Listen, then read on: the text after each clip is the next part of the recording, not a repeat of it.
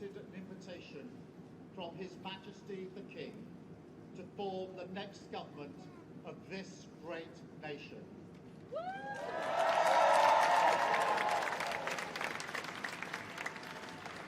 I want to thank the outgoing Prime Minister, Rishi Sunak. His achievement as the first British Asian Prime Minister of our country, the extra effort that will have required should not be underestimated by anyone. But we pay tribute to that today. And we also recognise the dedication and hard work he brought to his leadership. But now our country has voted decisively for change, for national renewal, and a return of politics to public service. When the gap between the sacrifices made by people and the service they receive from politicians grows this big, it leads to a weariness in the heart of a nation, a draining away of the hope, the spirit, the belief in a better future, that we need to move forward together. Now, this wound, this lack of trust, can only be healed by actions, not words. I know that. But we can make a start today with the simple acknowledgement that public service is a privilege and that your government should treat every single person in this country with respect.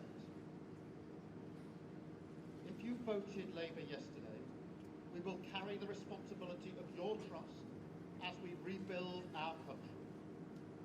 But whether you voted Labour or not, in fact, especially if you did not, I say to you directly, my government will serve you. Politics can be a force for good. We will show that. We've changed the Labour Party, returned it to service, and that is how we will govern. Country first, party second. Yet, if I'm honest, service is merely a precondition of hope, and it is surely clear to everyone that our country needs a bigger reset, a rediscovery of who we are, because no matter how fierce the storms of history, one of the great strengths of this nation has always been our ability to navigate a way to calmer waters. And yet this depends upon politicians, particularly those who stand for stability and moderation, as I do, recognising when we must change course. For too long now, we've turned a blind eye as millions slid into greater insecurity. Nurses, builders, drivers, carers, people doing the right thing, working harder every day, recognised at moments like this before, yet as soon as the cameras stop rolling, their lives are ignored.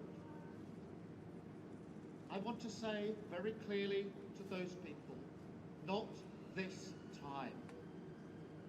Changing a country is not like flicking a switch. The world is now a more volatile place. This will take a while. But have no doubt that the work of change begins immediately.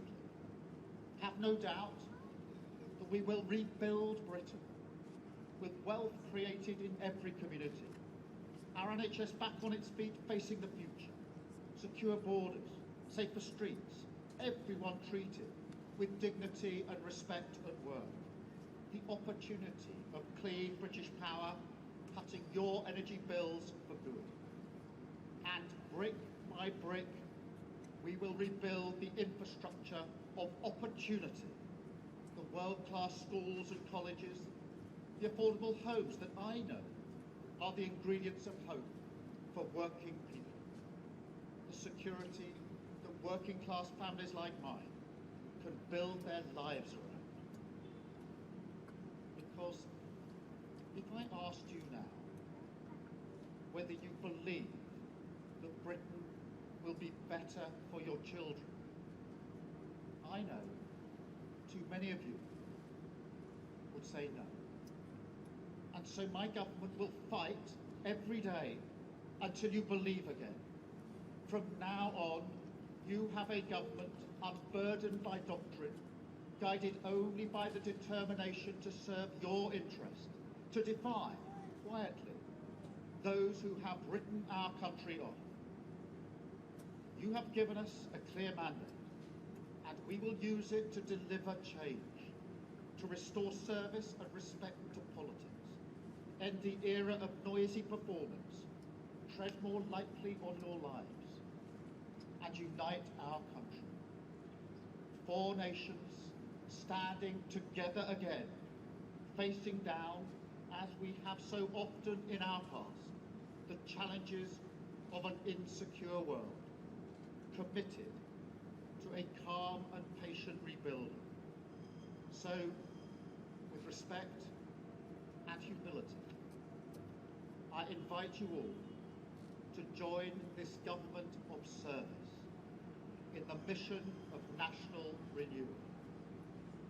Our work is urgent, and we begin it today.